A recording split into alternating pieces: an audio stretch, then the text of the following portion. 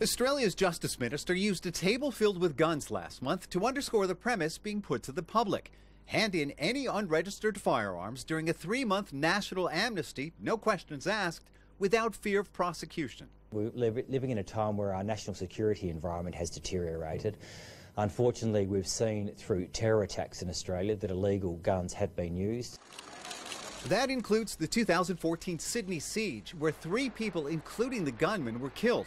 The government estimates there are nearly 250,000 illegal guns currently in circulation. The country's first national firearms amnesty was launched almost 2 decades ago by former Australian Prime Minister John Howard.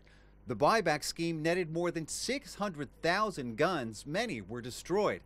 It came as a response to the 1996 Port Arthur massacre, where a lone gunman killed 35 people in Tasmania. Australia's worst mass murder also prompted a tightening of the country's gun laws, still regarded as some of the toughest in the world. Out of the blue came the Port Arthur massacre, and it I believe, gave John Howard the opportunity to regulate the firearm industry without using a blunt instrument. David Shoebridge is a New South Wales Member of Parliament. He says some of those laws have been watered down over the years by the gun lobby, and he estimates there will soon be up to 1 million registered guns in his state alone.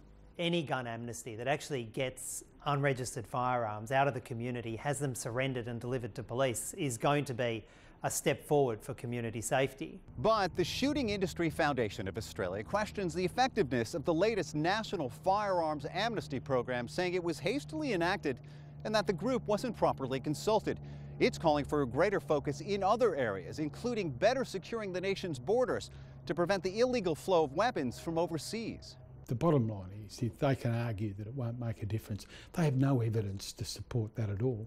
The fact is that every single firearm that's handed in and destroyed is making a difference. Michael Kennedy is a professor at Western Sydney University and a former police detective. He doubts a national gun amnesty will have any impact on the number of terror attacks. But he says it is another example of an approach to an issue in Australia that's helped to reduce the kind of debate over gun laws seen in other countries. It's a good opportunity for the police to engage with the public on a consenting and a mutual understanding basis. You can engage with the public, whereas normally when police deal with the public, it's from a coercive perspective. People caught with unregistered firearms after the 3-month amnesty is over could face fines of up to 280,000 Australian dollars. Greg Navarro, CGTN, Sydney.